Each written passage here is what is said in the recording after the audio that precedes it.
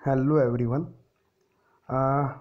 अभी हम देख रहे हैं unit number 4 electrical safety and protection. So उसके अंदर हमने स्टार्टिंग से हमने किया था ये रेक्टिफायर किया है, वो उसका काम किया है, क्या करता है वो देखा। देन उसका क्लासिफिकेशन देखा। ओके, सो क्लासिफिकेशन में हमने 3 थियरी देखी। एक तो हाफ वेव रेक्टिफायर ये है देखो, ये हाफ वेव रेक्टिफायर देखा। देन उसमें क्या लिखना है वो भी मैंने बताया, किस तरह से लिखना है वो भी मैंने डिटेल में बताया। ये है full wave rectifier with two diode, और उसको बोलते हैं दूसरा नाम सेंटर टेप रेक्टिफायर, वो भी हमने देख लिया। एंड देन लास्ट में हमने देखा ये फुल वेव ब्रिज रेक्टिफायर, तो उसकी फिगर ये है। ये ड्रॉ करने की ज़रूरत नहीं है, हमें कौन से पाथ में से, कौन से रास्ते से हमारा करंट जाता है वही बताना है, तो हम डायरेक्ट भी यहाँ से भी बता सकते हैं। ये करने की ज़रूरत है नहीं, मैंने बताया है, फिर से एक बार बता रहा हूँ, राइट। तो ये हमने देखा था। सभी जो रेक्टिफायर्स जो है उसके एडवांटेज क्या है, उसके डिसएडवांटेज क्या है, वो भी हमने देख लिया था सारा, राइट। सो अब क्या करते हैं आज, ये नेक्स्ट जो है ये शायद आ सकता है 2 मार्क्स के लिए कि necessity of filter in rectifier and types. Okay, so rectifier का जो आउटपुट आता है वो मैंने बोला था, मान लो कि ये एक हमारा रेक्टिफायर है, ये क्या है, रेक्टिफायर है, राइट। और ये यहाँ पे इनपुट हमारा आ रहा है 230 वोल्ट जो भी है वो, या सॉरी अब ट्रांसफॉर्मर वगैरह इसमें ही आ जाएगा। तो यहाँ पे ये इनपुट सप्लाई आ रहा है मान लो। सो आउटपुट जो है वो क्या आएगा, हाफ वेव है तो ये आएगा। देखो हाफ वेव में ये ओनली ये पॉजिटिव हाफ साइकिल के लिए हमें आउटपुट मिलता है, नेगेटिव हाफ साइकिल के लिए 0 मिलता है। अब मान लो कि हमारा फुल वेव है तो हमारा आउटपुट क्या आता है, इस टाइप का आता है, गेटिंग। तो एक्चुअली हम डीसी पहले देखा था, तो उसमें क्या था, डीसी हम इस तरह से डिनोटेट करते हैं, डीसी को इस तरह से या इस तरह से भी कर सकते हैं। हाँ, मैग्नीट्यूड चेंज हो तो चलेगा, मतलब ये जो इसकी वैल्यू ये फिक्स है, हाँ उसकी वैल्यू कम हो तो भी चलेगा, लेकिन ये जो एक्स एक्सिस है ना उसको क्रॉस नहीं होना चाहिए। उसको क्रॉस करेंगे तो हम बोल सकते हैं कि उसकी जो डायरेक्शन है वो चेंज हो गई। डायरेक्शन डीसी में चेंज नहीं होती है, हाँ मैग्नीट्यूड चेंज हो सकता है, मतलब એની કિંમત બદલાઈ શકે પણ એની દિશા બદલાતી નથી। જ્યારે એસીની અંદર બંને થાય, તો જો આ બંને વેવફોર્મ જે છે હાફ વેવ અને ફૂલ વેવના, બંનેમાં દિશા બદલાય છે, मतलब આ જે લાઇન છે એની નીચે તમારો ગ્રાફ જાય છે, આઉટપુટ જાય છે, નથી જતું, मतलब દિશા બદલાતી નથી। પણ તો આને શું કહેવાય છે, ડીસી છે એમ કહેવાય આપણાથી, બંનેમાં કેવા છે, ડીસી જ છે। પણ પ્યોર ડીસી નહીં, આપણું એકદમ શુદ્ધ ડીસી નથી। જો આ રીતના આપણને મળે છે લાઇન, નહીં મળતા આપણને આ રીતના પલ્સ જેવા મળે છે, બરાબર છે। તો આ જે આઉટપુટ આવે છે તો ડીસી જ, पता चला। ये जो है ये आउटपुट है तो डीसी ही, लेकिन प्योर नहीं है, उसको क्या बोलते हैं, पल्सेटिंग डीसी, गेटिंग। मतलब ये पल्स जैसे दिखते हैं ना आपको, ये पल्स। प्योर डीसी मतलब ये सीधी लाइन आनी चाहिए, इस तरह से आनी चाहिए, राइट। वो आती है, नहीं आती है, तो वो लाने के लिए हमें क्या करना पड़ेगा, फिल्टर यूज़ करना पड़ेगा। मतलब ये जो रेक्टिफायर का आउटपुट आता है वो प्योर डीसी नहीं आता है, शुद्ध देसी नहीं આવતું, બરાબર છે। કઈ ટાઈપનું આવે છે, પલ્સેટિંગ ડીસી। देखो यहाँ पे लिखा है the DC output from the rectifier is pulsating, right. Pulse जैसा आता है, तो उसको हमें प्योर डीसी में कन्वर्ट करना है तो क्या यूज़ करना पड़ेगा, फिल्टर का यूज़ करना पड़ेगा, पता चला। तो एक पहला एक पॉइंट आ गया कि फिल्टर की ज़रूरत जो है रेक्टिफायर में क्यों पड़ती है, necessity of filter in rectifier. तो पहला पॉइंट आ गया, राइट, कि पल्सेटिंग डीसी है, मतलब इसमें ये जो पल्स दिखता है मतलब एसी जैसे दिखता है आपको, डीसी तो दिखता है नहीं, डीसी मतलब हम इस तरह से हम माइंड में रखते हैं। तो ये जो है ये हमारा पल्स जैसा है, मतलब एसी कंपोनेंट ज़्यादा है इसमें, डीसी भी है और प्लस एसी भी है, राइट। एसी कंपोनेंट इसमें ये रेक्टिफायर का आउटपुट है, तो ये एसी को हमें निकालना है, रिमूव करना है, तो हमें क्या ज़रूरत पड़ेगी, फिल्टर की। ओके, सो ये बेसिक हो गया। तो यहाँ पे लिखा भी है, देखो there are AC components 18 addition to the DC component. मतलब मैंने बोला वो कि डीसी के साथ साथ मतलब ये आता है ना, उसकी दिशा डायरेक्शन चेंज नहीं होती, मतलब डीसी है, लेकिन इस टाइप का पल्स है तो उसके अंदर थोड़ा बहुत एसी भी बाकी है, तो उसके अंदर दोनों कंपोनेंट आते हैं, एसी एंड डीसी। तो आप ये भी लिख सकते हैं कि पल्स सेटिंग डीसी आता है तो उसको प्योर डीसी में कन्वर्ट करना है, आप वो भी लिख सकते हो। और ये इस तरह से भी आप लिख सकते हो, डीसी एंड एसी दोनों कंपोनेंट है। तो एसी कंपोनेंट को हमें रिमूव करना है। Okay, so filter circuit are use to remove the AC components from the output of the rectifier. पता चला हमें। सब दो तरीके से आप लिख सकते हो।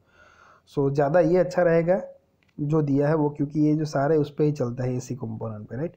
सो जो रेक्टिफायर का आउटपुट आया वो एकदम प्योर डीसी नहीं है। कौन सा डीसी है? पल्स सेटिंग डीसी है। तो उसमें एसी भी है और डीसी कंपोनेंट भी है। हमें चाहिए क्या? ओनली डीसी, और यहाँ पे प्लस उसके साथ एसी भी है। तो ये एसी कंपोनेंट को रिमूव करना है, वहाँ से निकालना है, तो हमें किसकी ज़रूरत पड़ती है? फिल्टर की, बराबर છે। સો જે નકામી વસ્તુ છે એને આપણે કાઢી નાખવાનું। ફિલ્ટરનો મતલબ है અને જે જોઈએ છે તેને આપણે રાખવાનું। ओके, सो यहाँ पे जो है ना, फिल्टर में दो कंपोनेंट यूज़ होते हैं। देखो यहाँ पे लिखा है, thus by using the filter circuit the AC components are remove and smooth DC is available, बराबर। सो फिल्टर यूज़ करेंगे तो जो एसी कंपोनेंट है वो रिमूव हो जाएंगे और हमें जो प्योर डीसी है वो हमें मिलेगा। सो यहाँ पे जो है फिल्टर के लिए क्या यूज़ होता है, तो देखो यहाँ पे क्या लिखा है, कैपेसिटर एंड इंडक्टर। कैपेसिटर मस्त उसको डिनोटेट करते हैं सी से, और इंडक्टर को डिनोटेट करते हैं एल से। ओके, कैपेसिटर का सिंबल क्या है?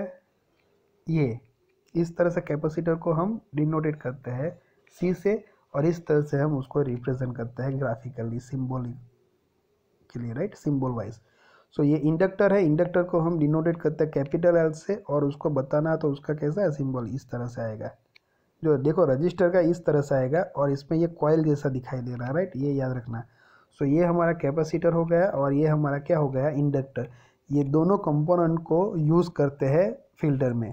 या तो ओनली सी भी यूज़ करते हैं, या ओनली एल भी यूज़ करते हैं, या तो ये दोनों का कॉम्बिनेशन, सी एन एल का, ये दोनों का कॉम्बिनेशन भी यूज़ करते हैं।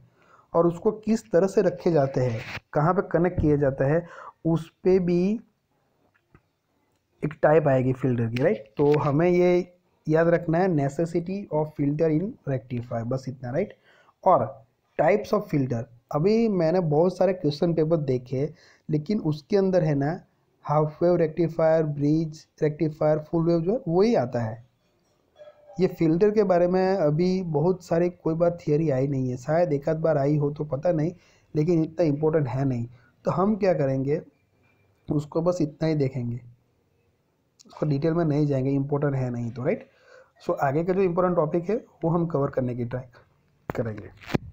तो देखो क्या है टाइप्स ऑफ फिल्टर, तो यहाँ पे ये याद रखना है, शंट कैपेसिटर फिल्टर याद रखना एक बार। और ये रेक्टिफायर के बाद कनेक्ट किया जाएगा। ये रेक्टिफायर का आउटपुट आया, ये इनपुट होगा, ये हमारा क्या है? रेक्टिफायर है, राइट। सो यहाँ पे कनेक्ट, यहाँ पे क्या आ जाएगा? लोड, हम बोलते हैं उसको RL में लिख देता हूँ। अब देखो क्या है, जब कैपेसिटर को कनेक्ट करते हैं ना, तो उसको ये लोड के शंट में, मतलब है ना समांतर आ इतना ऊपर कनेक्ट करवाना है ना। Inductor always connected in series with load, तो इंडक्टर को हमें करना है तो उसको ये इस तरह से सीरीज में श्रेणी में कनेक्ट करवाना, बराबर। तो यहाँ पे क्या है? पहला शंट कैपेसिटर फिल्टर, मतलब यहाँ पे हम कैपेसिटर लगा देंगे, तो ये RL का लोड के साथ क्या आ गया हमारा? शंट मतलब समांतर, पैरेलल आ गया, तो ये सर्किट हो गई। Then series inductor filter, right. तो सीरीज में क्या करेंगे? इनके साथ यहाँ पे सीरीज में लगा देंगे ये L, तो ये हो गई सिंपल। बाद में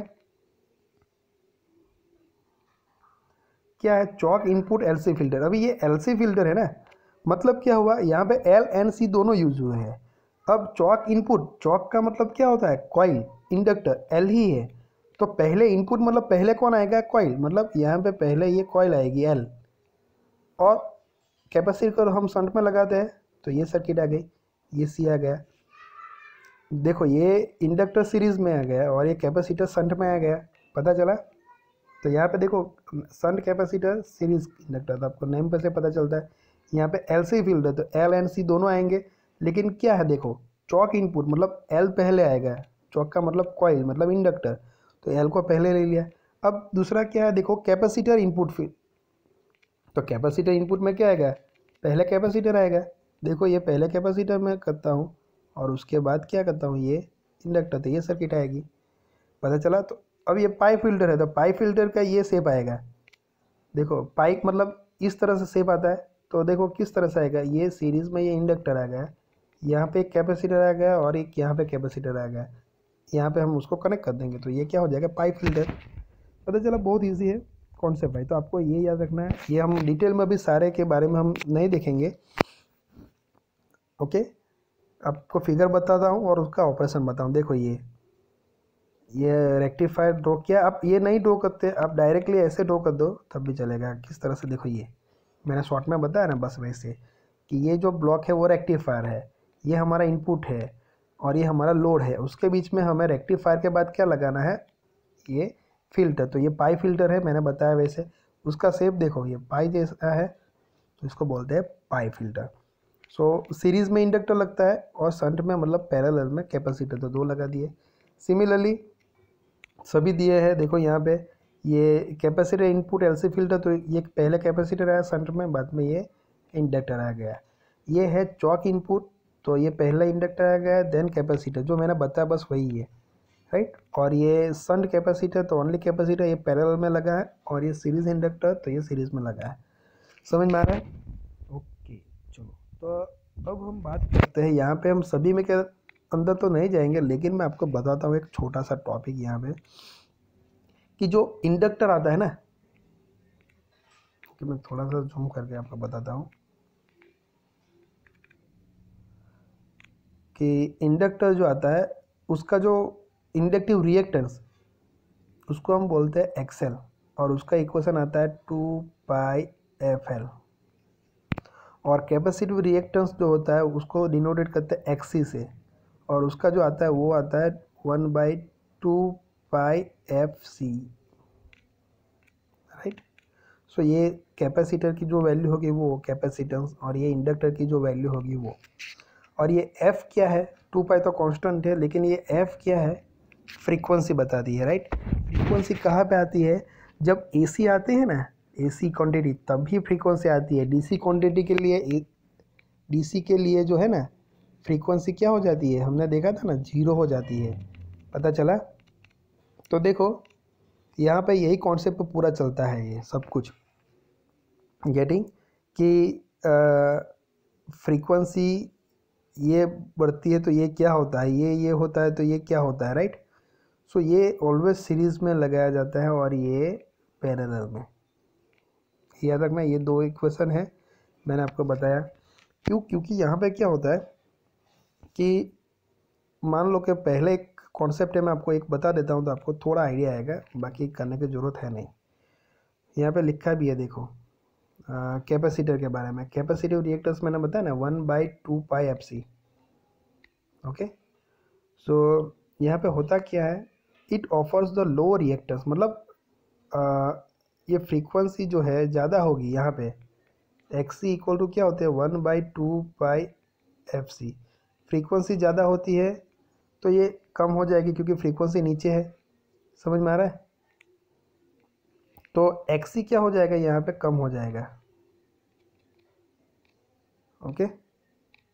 मतलब कैपेसिटर को मैं फिगर में बताता हूँ, ओके, यहाँ पे बता देता हूँ। चलो अब यहाँ पे ये कैपेसिटर है, तो एक्सी क्या है, 1/2πfc है, राइट। अब हमें क्या करना है, ये एक्सी है। अब देखो फ्रीक्वेंसी जो है डीसी के लिए क्या हो जाती है, 0, तो मैं यहाँ पे f इक्वल टू 0 रखता हूँ, तो क्या हो जाएगा 1/0, तो एक्सी क्या हो जाएगा, इनफाइनाइट हो जाएगा। इनफाइनाइट मतलब बहुत बड़ा हो जाएगा, तो वो क्या है ना, डीसी कंपोनेंट को पास नहीं होने देता, ये याद रखना है। जो कैपेसिटर है वो डीसी को क्या करता है, ब्लॉक कर देता है और एसी को ही पास होने देता है, राइट। सो क्यों, क्योंकि डीसी के लिए एक्सी जो है उसका रिएक्टेंस मतलब एक तरह का अवरोधक, वो क्या हो जाता है, इनफाइनाइट, बहुत ज़्यादा हो जाता है। तो देखो यहाँ से हमारा एसी एंड डीसी दोनों आएंगे, लेकिन यहाँ से जो जाएगा वो एसी ही जाएगा, एसी जाएगा, और यहाँ पे क्या होता है, ग्राउंड, तो एसी क्या हो जाएगा, ग्राउंड। तो डीसी है वो हमें मिलेगा, आउटपुट में क्या मिलेगा, हमें प्योर डीसी मिलेगा। पता चला? ओके, तो एसी को हमने बाईपास कर दिया यहाँ से। सो कैपेसिटर में से डीसी पास नहीं होगा ये वजह से, राइट। सो एसी ही पास होगा, तो एसी पास होकर यहाँ पे ग्राउंड होगा तो ग्राउंड हो जाएगा। तो हमें तो चाहिए क्या, डीसी। तो एसी निकल गया तो हमें यहाँ पे क्या मिलेगा, डीसी ही मिलेगा। सेम हम यहाँ पे भी कर सकते हैं इंडक्टर के लिए। तो इंडक्टर का रिएक्टेंस क्या आता है, एक्सएल 2 पाई क्या आता है, एफएल आता है, राइट। सो यहाँ पे डीसी जो है, डीसी के लिए फ्रीक्वेंसी कैसी आती है, 0 आती है। तो हम F इक्वल टू 0 रखेंगे तो एक्सएल भी क्या आ जाएगा, 0। मतलब ये जो रिएक्टेंस है वो बहुत कम हो जाएगा। पता चला? 0 मतलब कुछ है ही नहीं, सबको पास होने देगा। अभी एक्सएल मतलब क्या हो जाएगा, 0। मतलब वो क्या करेगा, डीसी को पास होने देगा। याद रखना, जैसे जैसे फ्रीक्वेंसी एसी के लिए बढ़ेगी वैसे वैसे एक्सएल भी बढ़ता जाएगा। और डीसी के लिए एफ 0 है तो एक्सएल क्या हो जाएगा, 0। मतलब डीसी को वो रोकेगा नहीं। सो डीसी जो है वो इंडक्टर में से आराम से पास होगा और हमारा आउटपुट में आ जाएगा। लेकिन एसी जो है वो अभी ब्लॉक हो जाएगा, यहाँ से जाएगा नहीं। तो एक बात याद रखनी है, कैपेसिटर क्या करता है, एसी को पास होने देता है, डीसी को ब्लॉक कर देता है, याद रखने के लिए, राइट। और जो इंडक्टर है वो क्या है, एसी को ब्लॉक कर देता है और डीसी को जाने देगा, राइट। गेटिंग? तो यहाँ से सारी जो थियरी आप ऑटोमेटिकली लिख सकते हो, लेकिन ज़रूरत है नहीं, सिर्फ इतना कॉन्सेप्ट समझ लो। ओके, इतना काफ़ी है, वही इंपॉर्टेंट है नहीं, इसीलिए हम नहीं कर रहे हैं। तो ये नेसेसिटी ऑफ फिल्टर मैंने बताया, टाइप्स ऑफ फिल्टर, किस तरह से हमें फिगर ड्रॉ करनी है वो भी मैंने बता दिया। और कौन से अभी मान लो कि किस तरह से मतलब हम उसको कैपेसिटर और जो इंडक्टर का यूज़ है डीसी, प्योर डीसी ऑब्टेन करने के लिए वो कैसे होता है वो भी मैंने ये इक्वेशन के थ्रू आपको बताया है, राइट। सो हमें इस वीडियो में कुछ नहीं करना है, नेसेसिटी और टाइप्स ऑफ फिल्टर। और मैंने बताया वैसे ये सारी फिगर इस तरह से ड्रॉ करने की भी ज़रूरत नहीं है।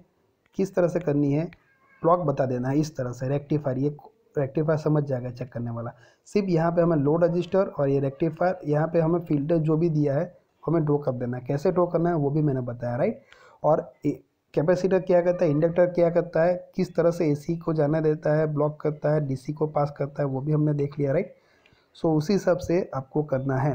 अब नहीं करोगे तो चलेगा, बस इतना करोगे तो भी काफ़ी है, लेकिन मैंने बता रखा है, राइट। सो नेक्स्ट वीडियो में हम आगे का टॉपिक देखेंगे।